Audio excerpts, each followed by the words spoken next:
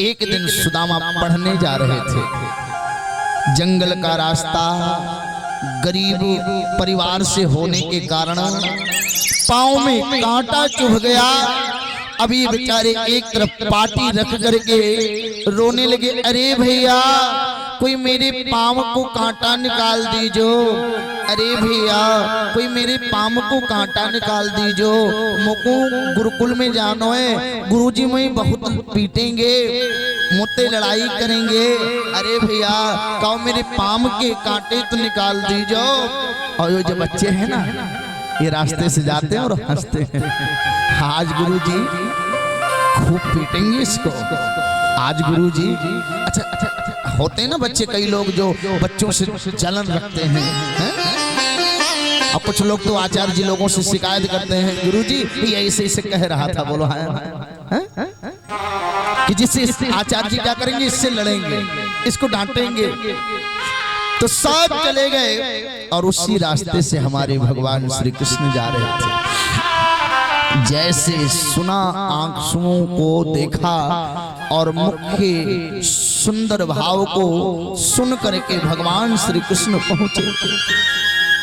भैया ओ भैया, अरे भैया तुम्हारे पाँव में काहे गयो? भैया मेरे पाँव में कांटा चुभ गयो है। अरे कोई मेरे पाँव के कांटा तो निकाल दीजो, मुंह पे बड़ो पीला दे रही है, अरे भैया कोई मेरी मदद तो करो। भगवान श्री कृष्ण चारों तरफ निगाह दौड़ाए, किससे कांटा निकाला? तो भगवान ने देखा जब कांटा नहीं मिल रहा, क्योंकि कांटे को निकालने के लिए किसकी जरूरत पड़ती है? कांटे की जरूरत पड़ती है। तो भगवान ने देखा जब कुछ नहीं मिल रहा, तो अपने दांत से सुदामा के कांटे को निकाल करके बोली, सुदामा हमसे मित्रता करोगे क्या? हमसे मित्रता करोगे क्या? सुदामा ने कहा, भैया तेरे कान में जो कुंडल सोने का, तेरे हाथ में जो कंगन है सोने का, तेरी कमर में जो है वो सोने का, तेरे पाँव में सोने का, तेरा किरीट कुंडल सब सोने का, हम तुझसे मित्रता कैसे करेंगे? तू तो बहुत बड़े घर का है, हम तो बहुत गरीब परिवार से हैं। भगवान ने कहा, हम राजाओं से कभी मित्रता करते ही नहीं हैं, हमारे जितने मित्र होते हैं ना ये झोपड़ी वाले ही होते हैं। बोले सच्चिदानंद भगवान की, राजाओं से प्रेम तो करते हैं, लेकिन सबसे ज्यादा अपने दिल में किसको रखते हैं? हमारा नाम दीन बंधु है। क्या नाम है?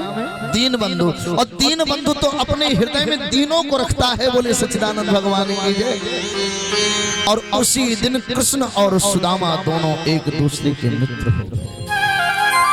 और प्यारे, आज की तरह मित्रता नहीं थी कि तुम्हारे घर आऊंगा तो क्या क्या खिलाओगे और मेरे घर आओगे तो क्या लेके आओगे। क्यों क्यों क्यों आज का मित्रता कैसा है? आपके घर आऊंगा तो हमें क्या खिलाओगे, और जब तुम्हारे घर तुम मेरे घर आओगे तो क्या लेके, मतलब हमारा कहीं ना खर्चा लगेगा।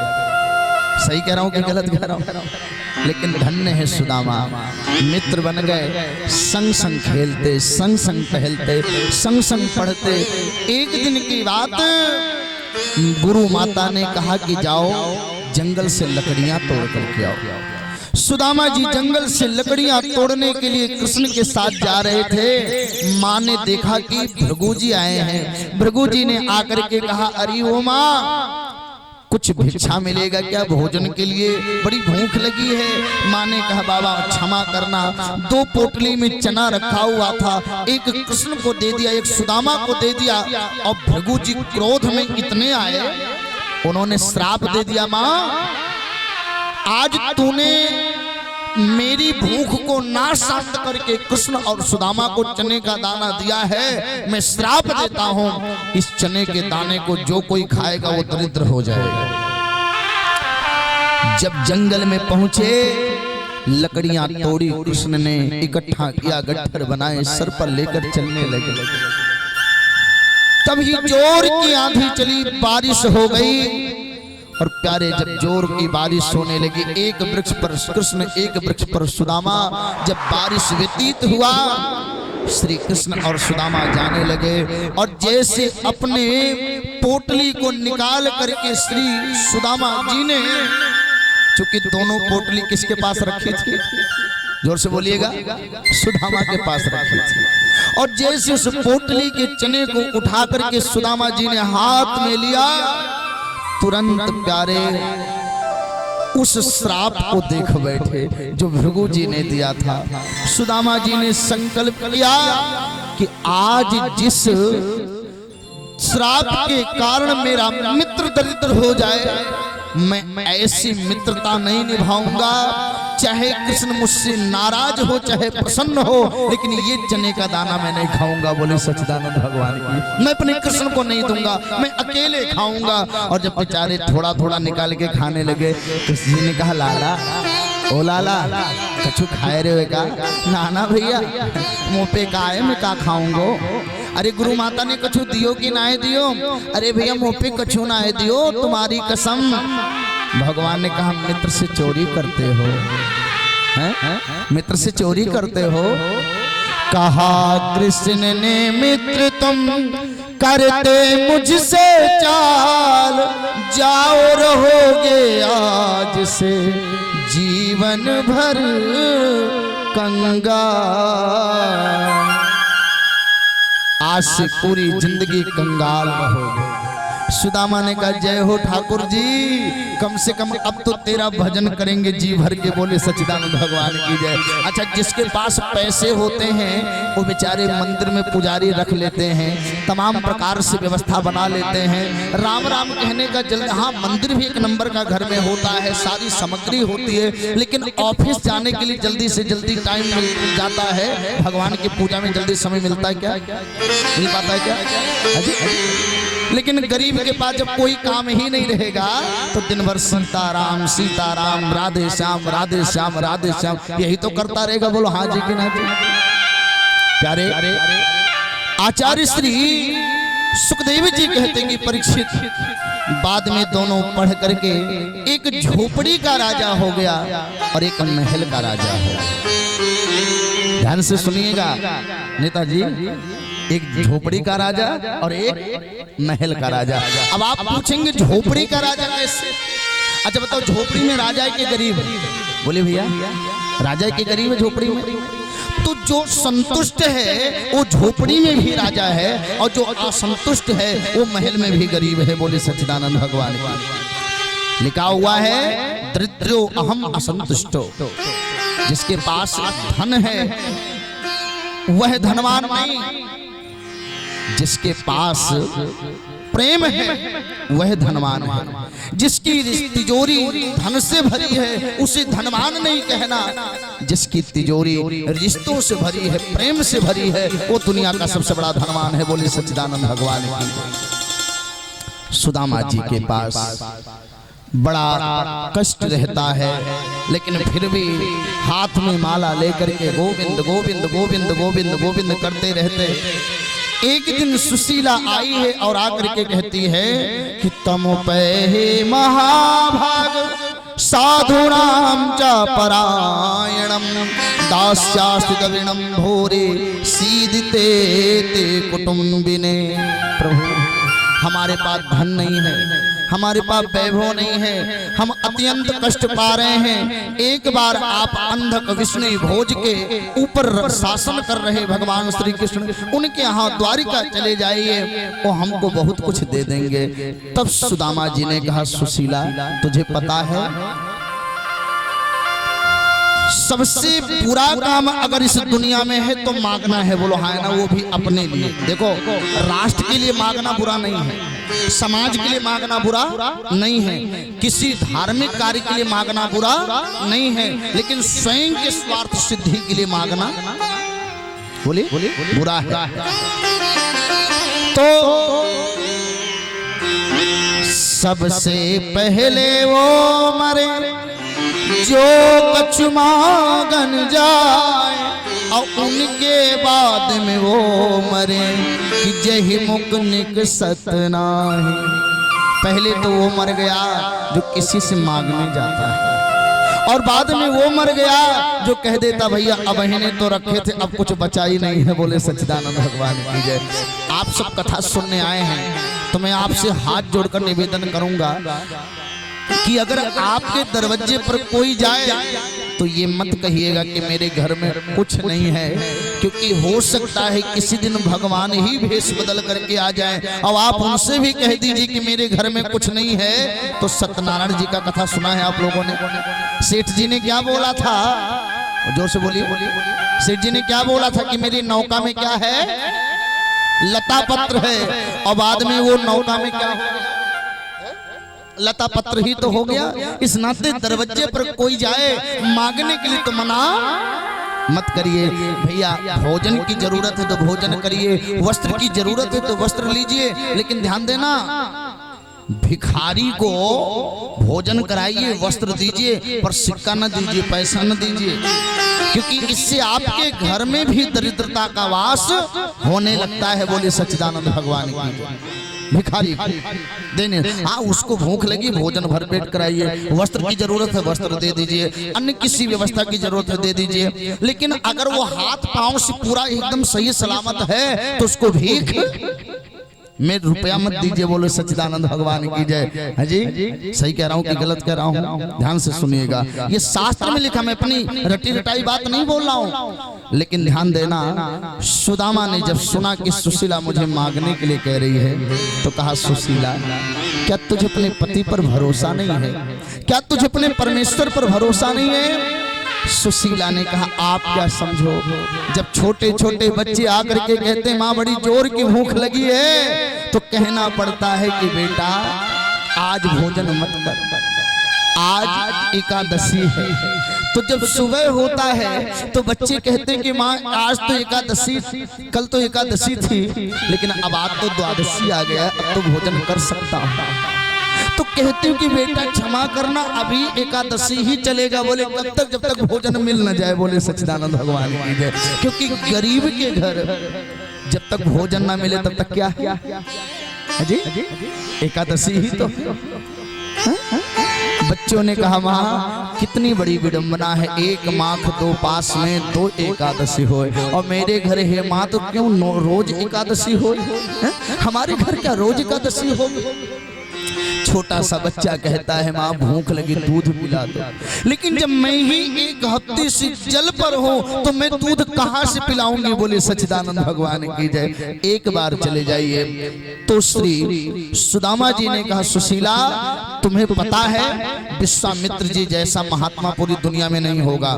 क्यों? क्योंकि रामचरितमानस में लिखा है कि विश्वामित्र महामुनि ज्ञानी बसहि विपिन शुभ आश्रम जाने। लेकिन वही विश्वामित्र जी जब राजा दशरथ से मांगने गए तो राजा दशरथ के मुख से निकल गया कि चौथे पन पायो सुतचारी, अब विप्र वचन नहीं कहो विचारी। चौथे पन में बेटा मिला है। हे पंडित जी संभाल कर नहीं मांग पाए। बोलो सच्चिदानंद भगवान की। संभाल कर नहीं मांग पाए। सुशीला एक बात तुम्हें बता दूं, ब्राह्मण के पास जन्मना ब्राह्मणों के संस्कार जुचते हैं, उसके पास संस्कार है।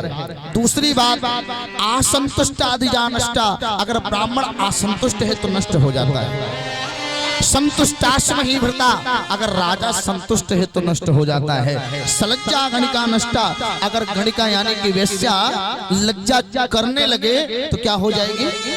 नष्ट हो जाएगी। निर्लज्जाश कुलांगना, अगर पतिव्रता स्त्री लज्जा छोड़ दे तो नष्ट हो जाएगी। इस नाते ब्राह्मण संतुष्ट होना चाहिए, राजा असंतुष्ट होना चाहिए। नहीं तो 4 बीघा जमीन पर कोई जोत बो रहा है और बाद में कहते मालिक आपके पास कोई कमी है, बस आज 4 पर हाथ लगाएगा कल 40 पर। बोले सच्चिदानंद भगवान की। इस नाते राजा को अपने महल के चारों तरफ खेत बाड़ी का ध्यान देते रहना चाहिए। गणिका लज्जा करने लगेगी तो उसका धंधा कैसे चलेगा? व्यापार कैसा चलेगा उसका? जी। और अगर पतिव्रता नारी लाज छोड़ दे एक गणिका को देख करके तो पतिव्रता स्त्रियों का महत्व कैसे रह जाएगा? बोले सच्चिदानंद भगवान की जय। तो सुदामा जी ने कहा कि सुखते जायते जंतु सुखते रेव वर्धते सुखम दुखम तथा मृत्यु सुखते रेव विंदति। महाभारत शांति पर्व अध्याय संख्या 286 वहां पर लिखा गया है कि सुख दुख हानि लाभ जीवन मरण ये सब कर्म के द्वारा है। कर्म प्रधान विश्व करि राखा जो जस करहि सो तस फल चाखा।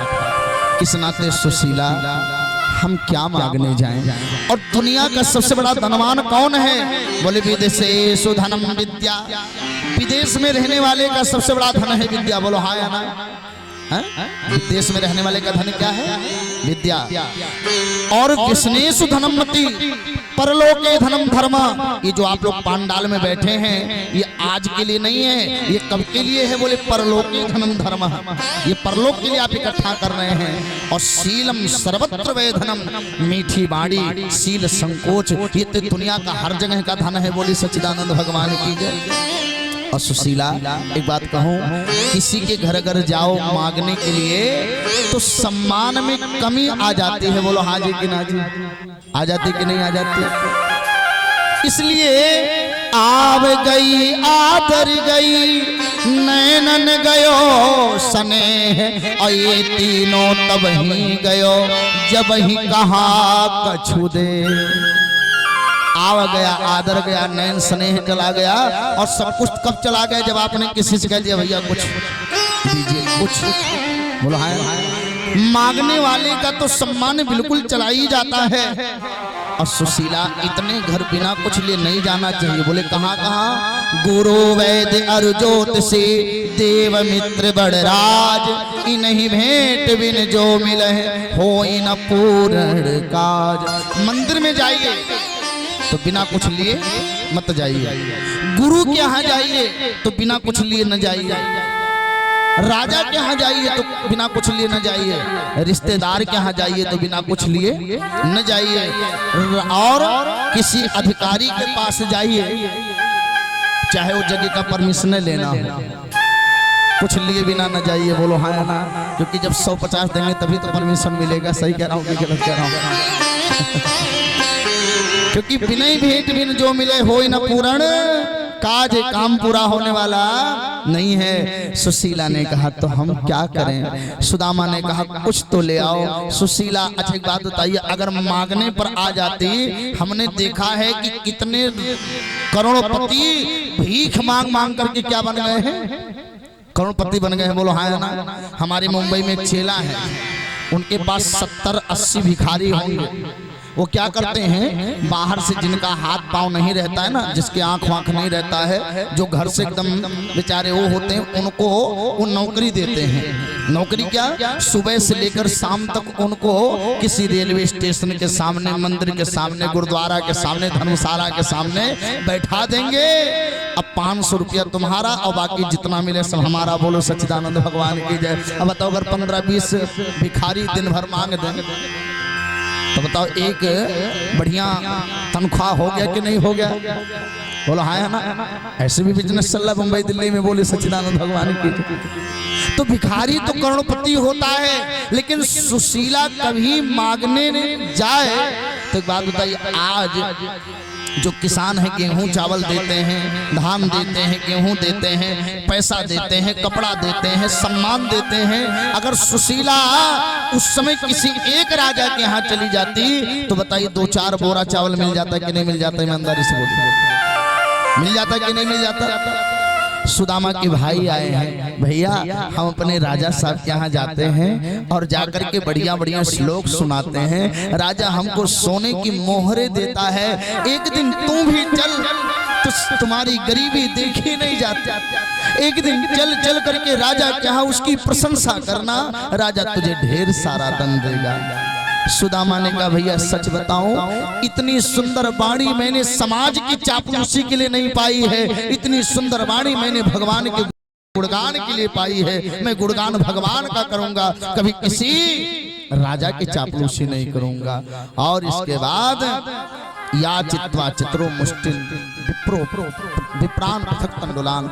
सुशीला गई है एक के घर, अरे बहन मेरे पति द्वारिका जावे वाले हैं, कछु देगी क्या? बहन भीतर गई और भीतर से जानते क्या लेकर आई? जलता हुआ अंगार लेकर आई। सुशीला के हाथ पर रखा। सुशीला के आंख से आंसू आए और हाथ ऊपर उठ गए। बहन, जो दिन मैं देख रही हूं ना, वो दिन भगवान तुम्हें कभी ना दिखाए। एक के घर गई, उसने अपने घर में से 4 जगह का लाया हुआ यजमानी वाला चावल दिया। फटे पुराने कपड़े में बांध करके सुशीला लाई, सुदामा जी को दिया। सुदामा जी जब रास्ते में जाने लगे, प्यारे, धोती 20 जगह से फटी है, हाथ में एक डंडा है जो टूटा हुआ है, रस्सी उधड़ी हुई है, बीमारी फटी हुई है, लेकिन माथे का तेज ये बता रहा है कि ये कोई संत है। बोले सच्चिदानंद भगवान की।